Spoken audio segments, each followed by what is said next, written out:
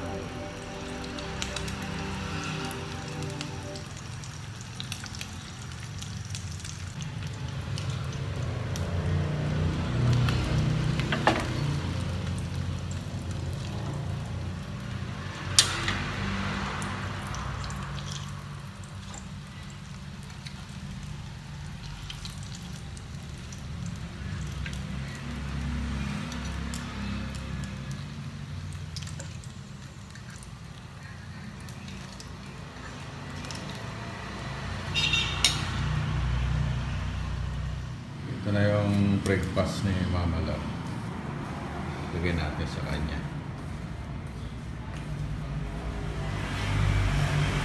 Knock knock.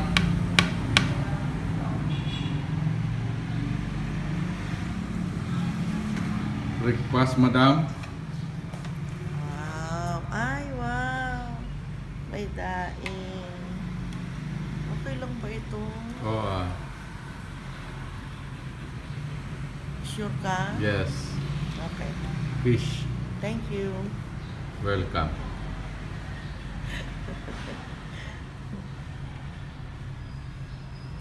Sarap pa. Kain ka na? Habang nag-i-edit. Nag-i-edit sila guys. So, Para ano? tapusin daw na yan. Tapusin ko na lang muna ito. Thank you. Hello guys! Nandito kami sa Kabangaran ni Papsi. Tinan niyo yung pinupuntahan namin, oh. Ay, nagtitinda ba yun? May gulay ba? Baka gulay yun, no? Tinda niya. Tanong mo. Sa mga ganito kami nakakabili ng mga gulay, guys. Yung mga nagtitinda-tinda, mga galing ng bukid. Ganda po kayo ng gulay. Manang ilala ko yaw? Ay! Ay, nakapilido na. Sarap nung gabi sana, oh. meron na daw nakakuha. Okay na po kayo. Maganda. Ah. Sige po. Ito yung mangga nila, oh. May nag-aalaga ng mangga dito, ganyan. Ini-sprayhan nila. Yung iba, second cropping na ito, guys. Maaga sila kasi may patubig dito. Ang ganda, no? Na pinupuntahan namin ni Papsi. Ganda ng mga lugar. Dito na kami ngayon sa bukid. Bumibisita. Ay, nilalanggam yung ano mo, oh.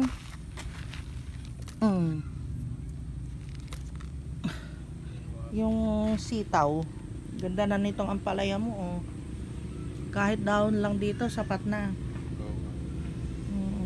Kapag dahon-dahon, pag kakain tayo ng munggo, magluto ng munggo. Ayun pa, isa pang ampalaya din niya, oh. May ano na naman, may pipino. Hitik na hitik siya sa ano, bulaklak, bunga ang kailangan, ah. Ay, yung upo mo, oh, may ano na, oh. May yung upo mo, may bulaklak na. Namulaklak na yung upo niya. Ayan, oh. Kita mo? Ito pa yung isa. Kailangan ko magpataba. Oo. Ganda na ng mangga, oh. May ano, ampalaya ka.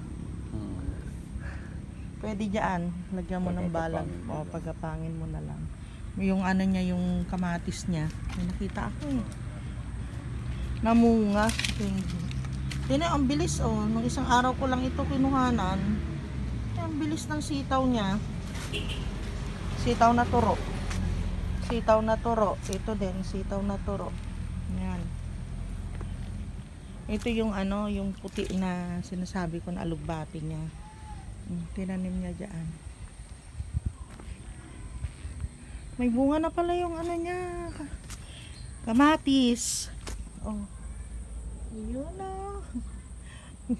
Tapos ito yung ano, yung bagong tanim niya na kwan. Laki na kaagad, oh, papaya. Pamalit yung nandun sa harapan. Yan. Kamatis. May bunga na rin sila. Yung ano, yung kalamansi. Yan. Tingnan niyo ito, oh. Meron na yung okra niya. Hindi niya mapatay-patay kasi nga may bunga pa. Pag wala nang bunga, hindi na namumunga. Papatayin na niya. Kasi papalitan na niya. Dito na naman ng tanim. Igigilid niya doon. Para yung, tingnan mo yung lemongrass. Gumanda noong ano. Binawasan niya itong dahon ng kanyang okra. Yung taas niya, oh. Kasi ang taas. Oh. Meron siyang ano, mga bunga sa taas. Ito yung rambutan. Gumanda na rin yung rambutan namin, oh. Ay, maraming magiging puno dito kapag nabuhay lahat. At kapag lumaki sila, mamumunga. Ito yung naalala nyo, yung kinuha namin sa gilid ng bakod. Ayan. Tapos ito yung tinanim niya, yung malunggay.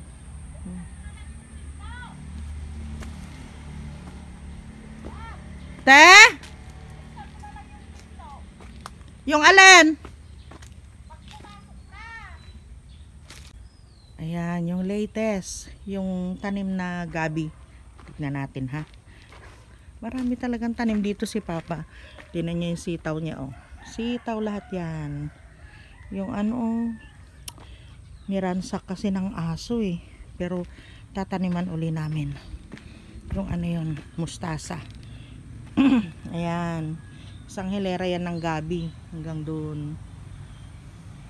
O, diba? May gabi na kami. Tapos ito yung tinanim niya nung isang araw na ano, na kangkong. Yan. Pero wala pang tumubo. Meron ako nakita na isa yun. Ayan, oh. Kangkong. Hintayin pa natin yung iba. Yun guys, konting update lang naman dito sa ano, sa bukid. Pinasyal lang namin kasi baka natutuyo na, magdidilig sana. Pero okay pa naman. Hello guys. Nahabaan ko yata yung magpahinga ngayon. Dito sa Sky, kasama ko sila Popsi, kakain na sila. Parang naano akong kumain. Adobo yung ulam eh. Adobong baboy. Wala pa ako sa mood na kumain. Nanonood ako guys, yung mga nahuhuling mga tuna. Ayan, ang dami pala sa Jensen. Mga tuna yung mga nabibili nila. Tapos ito, pero ito naman yung sumunod na pinanood ko naman, yung sa US. Millions of tuna. Ayan, oh, nahuli nila. Napakadami talaga. Sarap niyan guys, ano? Yellowfin tuna, tuna. Gustong gusto ko yan eh. Kahit hindi ginataan, kahit prito lang siya, sinigang. Yan, super sarap. Kain tayo guys, yung hinanda sa akin ng mag-ama, sayote, saka chicken breast. Tapos nilagyan nila ng talong. Ayan, pinagtulungan daw nilang dalawa yung pagluluto ng pagkain ko. Kasi tinatanong nila ako kung anong kakainin ko. Ang ulam namin ay adobong baboy. Eh wala naman, din naman pwede sa akin yan na lang laging kainin ko. Kaya sabi ko, hindi na ako kakain. Titiisin ko talaga sana eh. Tapos magtutubig na lang ako, magtutubig. Magpakuha ako sa kanila isang pitsil na tubig. Galing talaga magpaawa eh. Hindi, talaga yun lang talaga kakainin ko. Isang pitsil na tubig. Yun na lang talaga. Ayun. Ikaw pa. Ha? Magugutomin ka. Kaya nga, yun lang talaga. Mabubusog naman ako sa isang pitsil na tubig magdamag eh.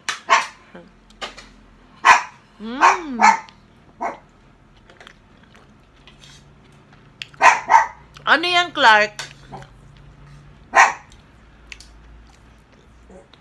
Napayunod na ba natin yan, Papa?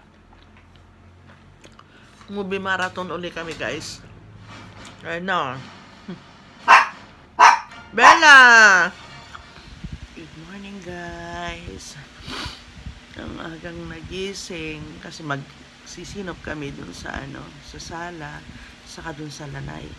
Meron kaming bisita mamaya. Ayan. Sarap pa sana matulog.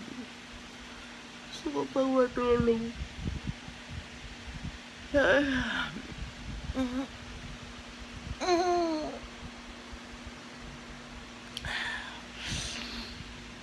Napakaaga. Mag-aalas 5 pa lang. Ang madaling araw. Si Kuya Clark pumasok na dito, nag-check na sa amin. Sa wakas guys, naging sala na naman. Dati nagtambakan. Kaya nga, mula nung dumating si Clark, ngayon lang namin nalinis dito. Yung talagang linis guys. Hindi kami nakakapaglinis eh. Yung kwarto ni Kuya Clark, oh, meron pa rin mga damit ni Papa. Tapos ako dito, sa lanay, dito ako nag-iinis. Ayan. Wawalis pa lang ako. Natanggal ko yung mga kalat. Si Papa, mahilig siya ng ganito, oh. Tambak. Ayan. Ayan. Napakahilig niya. Mga sapatos, nandiyan din. Hi, Sky! Dito si Sky. So cute! Tapos ako, guys. Ayun, yung lanay medyo okay na. Anak, doblehin mo na ha. Na-imap yung dyan sa lanay. Bye.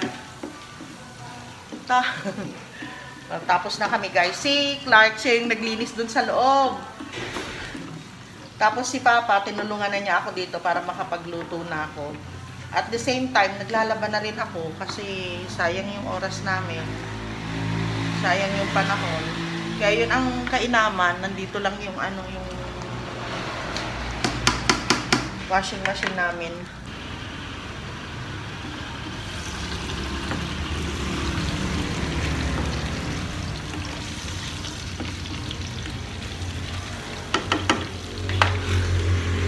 Tapos yung inilagay ko dito, yung luyang dilaw. para magkulay na rin siya. Healthy ang luyang dilaw eh. Yung iba ayaw nila yung lasa, pero sa akin okay lang. Kahit kila Papa, saka kay Clark, okay lang.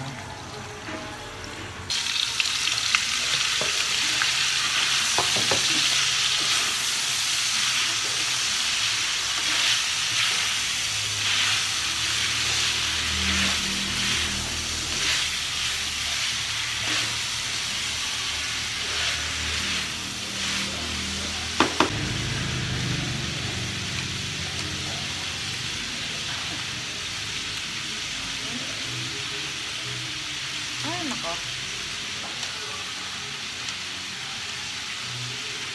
Madulas sa kamay yung glass kasi.